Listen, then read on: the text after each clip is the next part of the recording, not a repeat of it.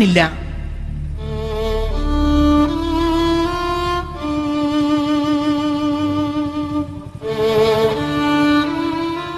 ഈ ഫോട്ടോയിൽ കാണുന്ന ഋത്തിക് റോഷൻ എന്ന ഇരട്ടപ്പേരുള്ള പുളിഞ്ചിക്ക വാവുവിനെ കഴിഞ്ഞ ഒക്ടോബർ മാസം 15-ാം തീയതി മുതൽ കൊല്ലത്ത് നിന്നും കാണാതായി. പാലപ്പത്തിന്റെ നിറവും വെണ്ണക്കല്ലിൽ കടഞ്ഞെടുത്ത ശരീരവുമുള്ള ഈ വാവളന്താൻ മലയാളം, തമിഴ്, ഹിന്ദി, ഉറുദു, ഇംഗ്ലീഷ്, കന്നഡ, സയൻസ്, സാമൂഹ്യാടം എന്നീ ഭാഷകൾ ആരെങ്കിലും സംസാരിച്ചാൽ വായി പൊളന്നിരുന്ന് കേട്ടോണ്ടിരിക്കും.